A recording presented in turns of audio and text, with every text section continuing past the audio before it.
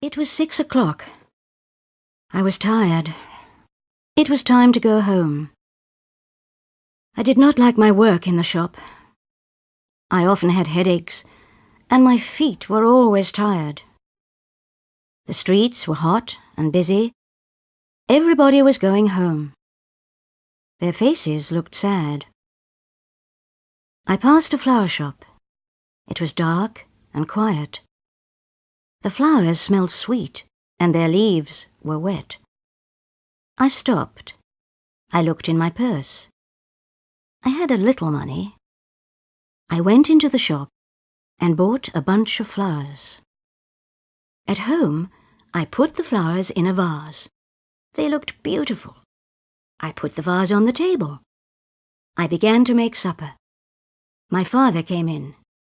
"Where's my food?" he said. "Nearly ready, Father," I said. He picked up a bottle of whiskey. He poured some into a glass. The bottle was nearly empty. "Give me some money, girl," he said. "I need some more whiskey." "You don't need any more," I said. "Please, Father, don't buy any more." "Shut up and give me some money," he said. "I haven't got any," I said. My father was angry. He began to shout at me. He pointed to the flowers. "You spend money on flowers," he said. He picked up the vase and threw it on the floor. The vase broke. My father went out and shut the door with a bang. He will get money from a friend, I thought. He will come home drunk again tonight. I picked up the broken flowers and threw them away. Somebody knocked at the door. I did not want to open it. It isn't a friend, I thought. Nobody comes here now. The person knocked again and called my name. I opened the door. It was the old man from next door. "Come in, George," I said. Old George came in and sat down. "I heard your father," he said. "You poor girl. Can I help you?" I wanted to talk to old George. "What can I do?" I said. "Father drinks whiskey all the time. He hasn't got a job. He takes all my money and spends it on drink. Today I bought some flowers. He was angry. He broke the vase. Sometimes I hate him." "Do you like flowers?" asked old George. "I love them," I said, "but they cost a lot of money." "Why don't you grow some on your balcony?" "Grow flowers?" I asked. "I'll show you," said old George. "I was a gardener once." The next day I came home quickly from work. George was waiting outside his flat. "Come and see," he said. I went inside the old man's flat. He had some flower pots and some packets of seeds. George and I carried the flower pots into my flat. We filled them with earth and planted the seeds. We put the pots on the balcony. Every evening, George and I worked in our balcony garden. George taught me a lot about flowers. He talked about different flowers, about their colour and beauty. I was happy in my garden. I forgot about my father and my hard work at the shop. George was my friend. I was not lonely any more. The picture sequence from the cinema has finished. You can look at it once more if you want. Months passed. My garden became larger and more beautiful. The flowers opened. My father never came onto the balcony. He did not like flowers. He did not like George. My father was drinking all the time. He always asked me for money, and he often hit me. He looked ill. George was ill too. He coughed and coughed. He was thin and weak. Sometimes he did not come to our garden. He did not leave his bed. One day I cooked some food and took it to George. He was lying in bed. He did not turn and smile at me. He did not move. I went closer to him. His eyes were open. I touched his hand. It was cold. He was dead. I went back to our flat. My father was there. He was waiting for his supper. "George is dead," I said. I began to cry. "He was kind to me. I will miss him." My father looked at me, but he said nothing. He took some money and went out of the house. My father came home late that night. "Why are you crying?" he said. "Are you crying for George? You loved that silly old man, didn't you? What about me? I'm your father. You don't care about me." I said nothing. My father began to shout. "I've got a surprise for you, my girl. A nice young man. What do you think of that? He's a good boy. He's a friend of mine. You need a man, not a garden." I stared at my father. I said nothing. "Look at yourself," my father said. "You're not pretty, and you're getting old. Nobody else will marry you." "No, father, no," I said. "I'm not going to marry anybody. I'm staying here. I don't want to leave my garden." "Your garden? Your garden?" my father shouted. "Your silly garden. You spend all your money on plants. You never give me money. You don't talk to me. You talk to old George. I hated him, and I hate your garden." I ran away from my father. I went to my bedroom and locked the door. There was a lot of noise.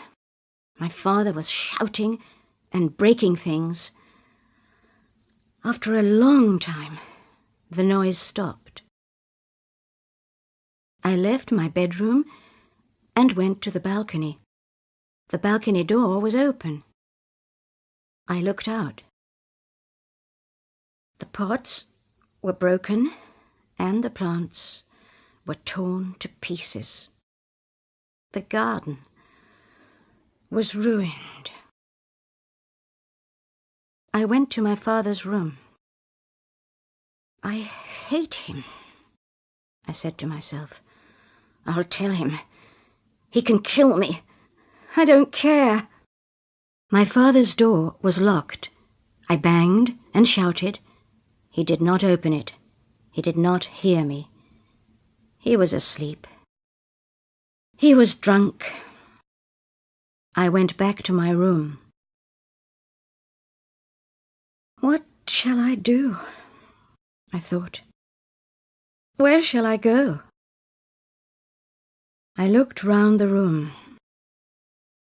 I took some clothes and packed them in a bag. I found some packets of flower seeds and put them in the bag. Then I took my purse and counted my money. I did not have very much. The picture sequence from the cinema has finished. You can look at it once more if you want. I left the flat and shut the door quietly. I stood outside George's door for a minute. I wanted to say goodbye. It was dark outside. The roads were empty. There were no cars or people. It was very late. I must leave the town, I said to myself. I must go to the country. Perhaps I can work in a garden. Some hours later, morning came. People were going to work. There were some cars on the road. A bus came along. It stopped near me. I climbed onto it. On the bus I fell asleep. Then somebody touched my arm. I woke up. "The bus stops here," a man said. "You must get off." I got off the bus and looked round. I was in a small village. The town was far away. I was hungry. I went to a cafe and sat down. I bought some bread and tea. Now I had very little money. I must find work, I thought. I spoke to the waiter. "Can you help me?" I asked him. "I don't know this place. I need work. I can work as a gardener. Who can give me a job?" The waiter thought for a moment. "There's Mrs. Jack," he said. "She's got a market garden. Perhaps she can help you." Mrs. Jack's market garden was 2 miles away. I was very tired, but I walked fast. The garden was on the side of a hill. There was a notice over the gate. Jack's Garden. Fresh vegetables and fruit for sale. I stood at the gate and looked inside. I saw a long line of greenhouses and a field of fruit trees. There was a small house behind the field. I liked the place. The picture sequence from the cinema has finished. You can look at it once more if you want. A woman came out of the house. She saw me at the gate and came up to me. "Who are you?" she said. "What do you want?" "Can you give me a job?" I asked. "No work here," said the woman. She turned and walked away. Suddenly, she stopped and came back. "Wait a minute," she said. "We have a new greenhouse. I'll need some help. Come with me." I followed Mrs. Jack to the house. She asked me many questions about plants and gardening. I knew the answers. Old George was a good teacher. "I'll give you a job," said Mrs. Jack. "You can start today." She smiled for the first time. Mrs. Jack gave me a room in her house. I worked hard for her, and I loved the work. I liked the country. I liked the fresh air and the sunshine.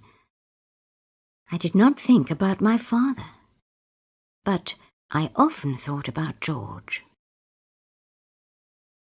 Mrs. Jack was kind. She paid me well for my work and gave me good food. But I did not like her son Harry. He was a big man with thick glasses. He did not talk much or smile. He watched me all the time. His eyes followed me. One day I was working in the new greenhouse. I was watering the tomatoes. "I'm safe here," I thought to myself.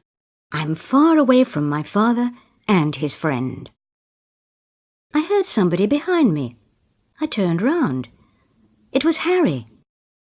He took my hand and smiled at me. "I like you," he said. "You're a nice girl." I pushed Harry away. "Go away," I said. "Don't touch me. I hate men. You're all the same. You drink and fight and break things. Leave me alone." I ran out of the greenhouse.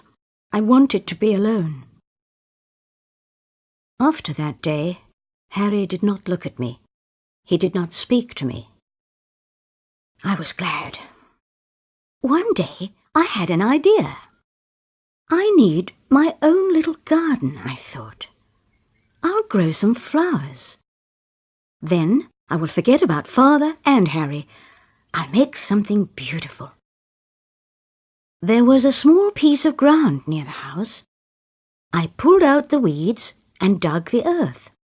I had George's packet of flower seeds. I planted them in my new garden and watched them grow. My new garden grew well. The flowers had beautiful colours. They smelt sweet. One day, Mrs. Jack visited my garden. "Look, Mrs. Jack," I said, "flowers grow well here. Why don't we grow some in the market garden? You sell fruit and vegetables. We can sell flowers too. You can make more money." "That's a good idea," Mrs. Jack said. "It's your idea, and you can do the work. But where will you sell the flowers? There's no flower shop here." I remembered the flower shop in the city. It was near my father's flat. I bought my first bunch of flowers in that shop. Next day, I got up early. I picked some of my best flowers.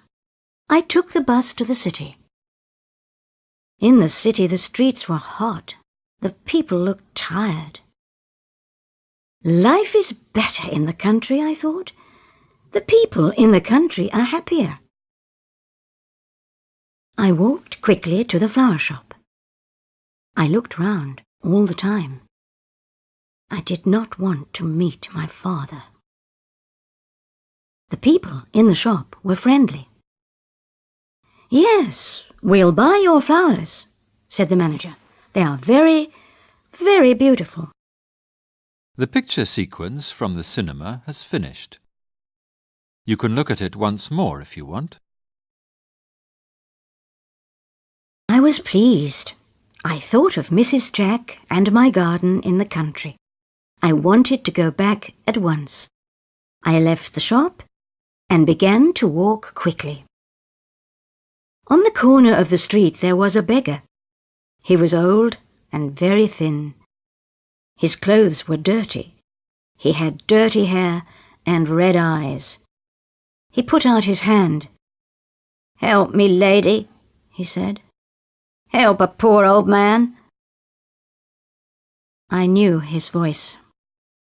I looked at him. It was my father. I wanted to run away. I wanted to go back to the country and forget my father forever. But I stood still. I felt sorry for him. "Father," I said. His old red eyes looked up. There were tears in them. He knew me. "It's you?" he said. "What happened to you, Father?" I asked. "You ran away," he said. "You left me. I was ill for a long time. I was lonely without you. I was a bad father, but you were always a good daughter. You worked hard. I took all your money and sometimes I hit you. I broke up your garden. Don't talk about it, Father," I said. "I wanted to buy whiskey," he said, "but I didn't have any money. My friends left me. They didn't want me anymore. Now I'm a lonely old man. I stand here and beg. Sometimes people give me a little money. I get a little food. I sold the furniture in the flat, but I kept your things for you." I thought again of my new life in the country. I felt all round me the sadness of the city. I took my father's arm. "Come on, Father," I said. "We're going home." There was not much furniture in the flat. There were dirty cups and plates in the kitchen. There was a bad smell of dirt and old food. I looked round sadly. My father saw my face. "Everything is dirty," he said. I can't clean the flat. You made everything nice. I needed you here. I did not say anything. I went to my room. Everything was the same. I thought of my last night at home. It was a long time ago. I went back to my father. I began to clean the flat. The next day, I wrote a letter to Mrs. Jack. I told her everything. I am sorry. I cannot work for you any more, I wrote. I must stay here and look after my father. I began my old life once more. I took my old job again. I came home every evening and cooked for my father. I did not make my garden again. I felt too sad. My father was very different now. He did not drink any more. He looked much older. He talked to me kindly. But he lived in the past. Sometimes he talked to my mother. But my mother was dead. She died a long time ago. One evening, somebody knocked on the door. I opened it. It was Mrs. Jack's son, Harry. He was holding a large bunch of flowers. They were flowers from my little garden in the country. The picture sequence from the cinema has finished. You can look at it once more if you want. We're selling flowers to the flower shop now, he said. I bring them to the city every week. But these are for you. He gave me the flowers and left quickly. The flowers were beautiful. I'll make my balcony garden again, I thought. I worked on my garden every evening. Soon flowers began to grow on the balcony again. My father liked the garden. He sat all day on the balcony. Sometimes he slept. Sometimes he talked to himself. Harry came every week and brought me flowers. He never spoke. He gave me the flowers and went away. Come in and have a cup of tea, Harry, I said one day. He came in and sat down quietly. Come and see my balcony garden, I said. My father was sitting on the balcony. Harry sat down beside him. I went to the kitchen and made some tea. I heard their voices. They were laughing. I was happy. The old man needs a friend, I thought. Harry was kind to my father. They talked and laughed. I watched them. I was wrong about Harry, I thought. He is kind and gentle. Every week, Harry came to the flat. He and my father became friends. My father loved his visits. I often looked at Harry. Behind the thick glasses, his eyes were kind and gentle. He often smiled now. I saw other things too. I saw his kindness to my father. I saw his love for flowers. One day I was watering the plants in my balcony garden. My father was asleep in the sun. Harry came up to me. He put his arms round me. I want to ask you something, he said. Yes, Harry, I said. I'm listening. But Harry said nothing. I looked at his eyes. I understood. It's all right, Harry, I said. The answer is yes.